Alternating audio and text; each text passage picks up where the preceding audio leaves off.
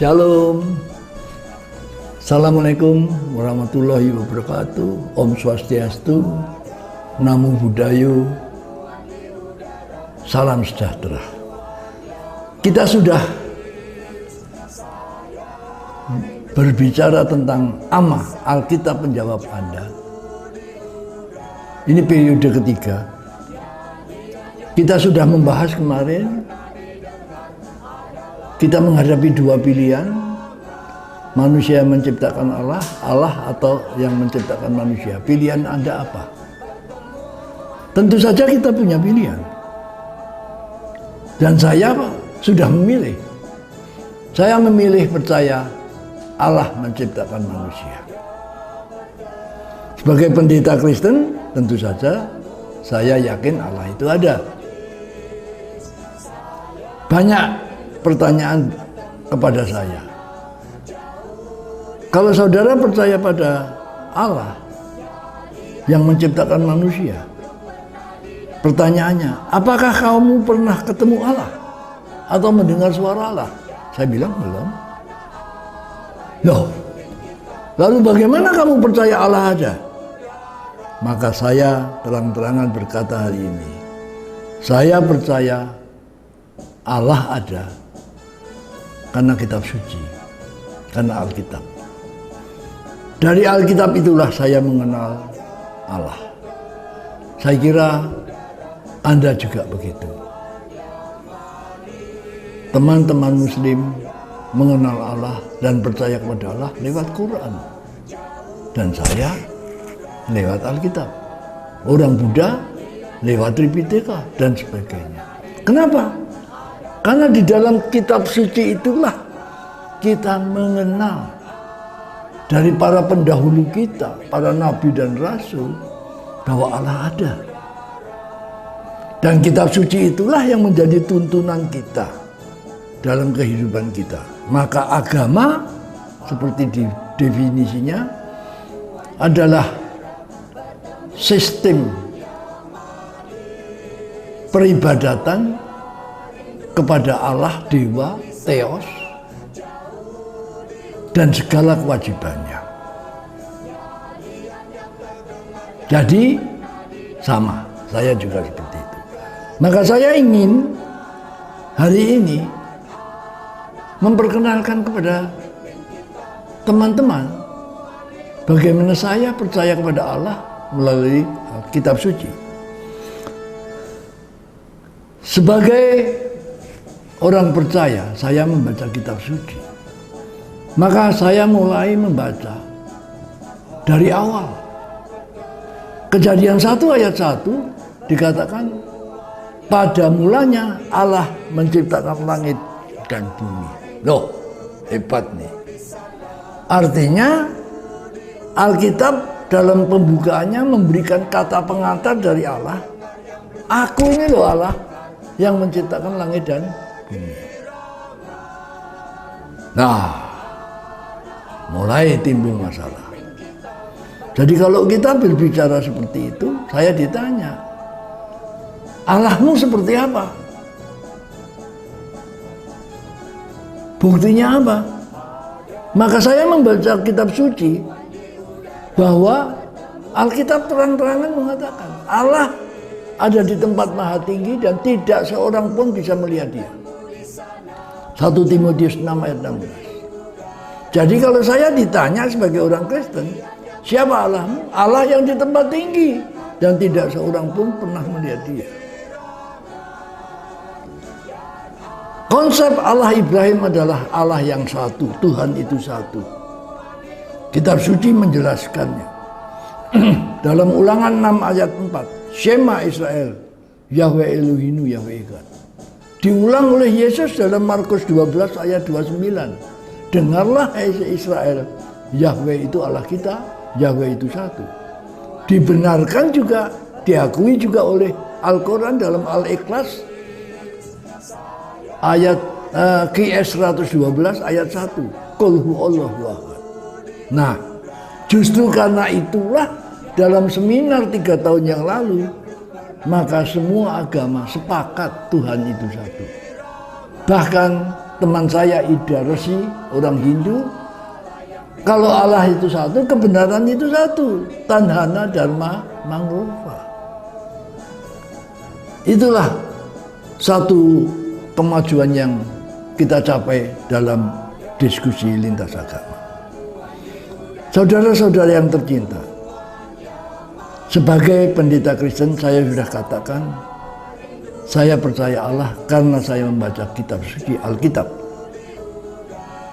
Oleh karena itu saya juga harus membuktikan bahwa Alkitab adalah bukti bahwa Allah ada. Maka mari kita teliti.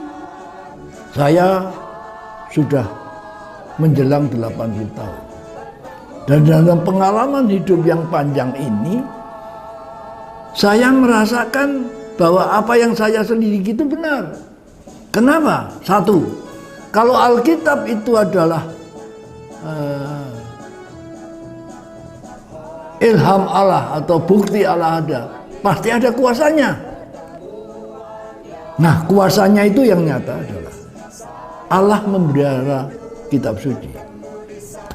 Bayangkan, Alkitab itu ditulis dari Musa abad ke-15 sebelum Masehi sampai Yohanes abad pertama setelah Masehi atau 16 abad. Tentunya tulisan aslinya sudah tidak ada, karena ditulis di kulit kambing, di kulit pohon, di batu, yang semua sudah musnah ditelan oleh zaman. Tetapi nyatanya Allah punya kuasa untuk memelihara dia. Maka diberilah hikmat, kecerdasan buat imam-imam orang Yahudi menyalin. Ada imam-imam yang khusus menyalin dan membagikan kitab itu, antara lain keluarga Sofrim dan Masoret. Nah, kita ini mewarisi salinan-salinan itu. Apakah salinan bisa salah? Bisa, itu ilmiah. Tetapi kita buktikan bahwa salinan itu kalau toh ada salah cetak, salah salin, tidak merusak pilar-pilar utamanya tentang Allah, tentang rencananya. Allah memelihara itu. Contohnya, tahun 1947 dalam pembangunan terusan Suez diketemukan gulungan guci-guci berisi kitab kuno kulit kambing di Gua Qumran. Dan setelah dibuka, diteliti, itu adalah kitab suci.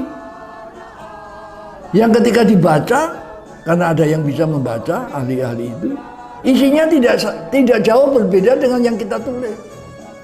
Jadi tidak perlu takut dengan salinan yang itu, karena intinya, pilarnya, dasarnya menceritakan tentang Allah dan rencana Allah. Jadi ini yang pertama, Allah memelihara kitab suci.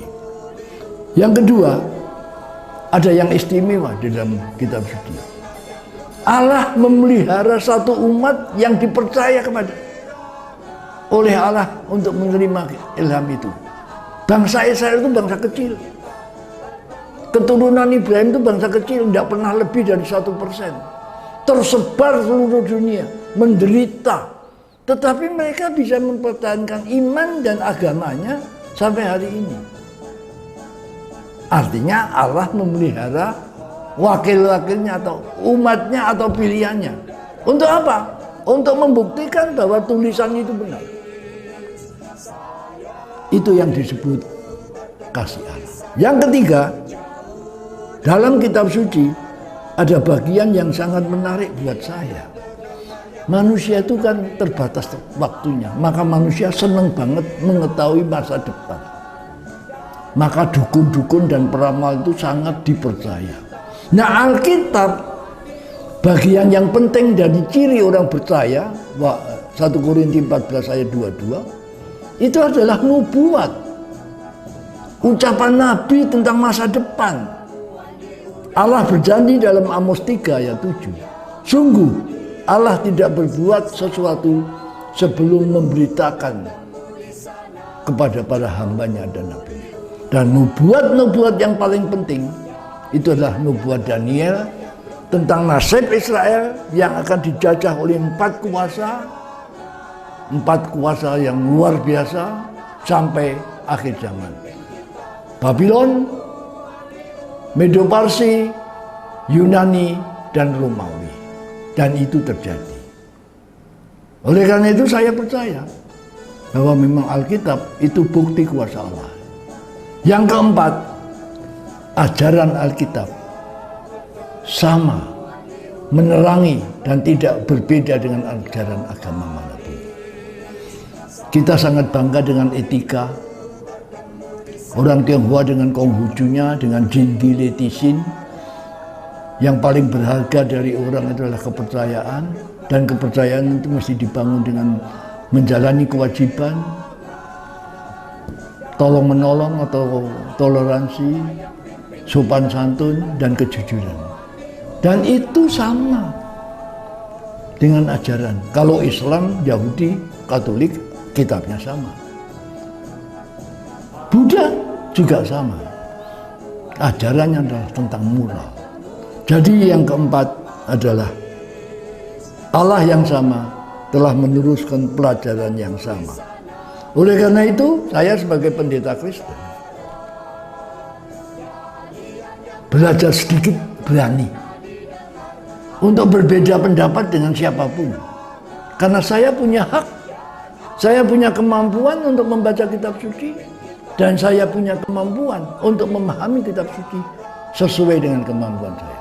Karena Alkitab adalah bahasa manusia, seperti yang kemarin sudah kita bahas. Alkitab adalah satu kebenaran utuh, maka saya membaca Alkitab dari depan. Mari kita akan lanjutkan siapa Allah kita pada kesempatan yang akan datang. Shalom. Wassalamualaikum warahmatullahi wabarakatuh.